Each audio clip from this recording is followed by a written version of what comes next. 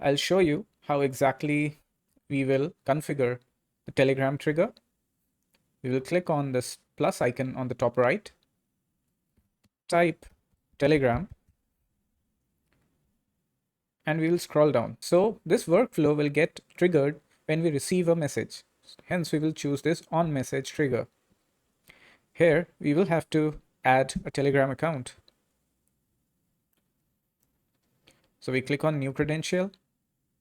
Now we need an access token, which we will have to get from Telegram bot. So for this, we will open Telegram.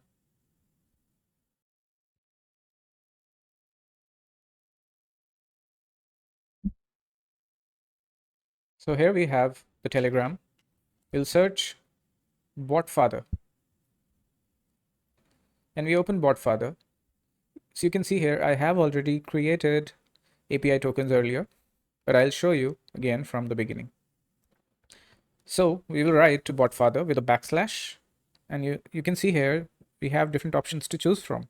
We will use this new bot option. Click enter. Now it's asking us to give it a name. So name of the bot is, let's say, n8n bot. It has been assigned a name. Now it's asking for a username. So let us give it a username. I'll write tutor bot.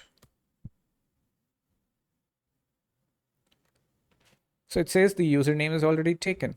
We need to find a different name. Let us experiment with a different name. Pandas learning bot. Let's see.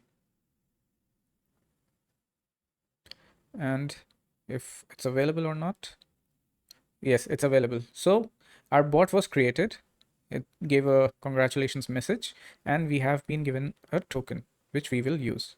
So we will have to copy this token, the whole thing, see it clearly. We'll copy it, go back to n8n and the Telegram trigger node. We'll paste it here. We'll click on save.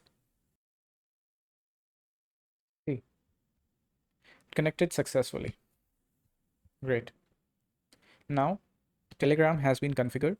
We can rename this as our learning bot, or it's better to name it as on message. It's done. So this is how we integrate Telegram with n8n. Now it's ready to receive messages and the workflow.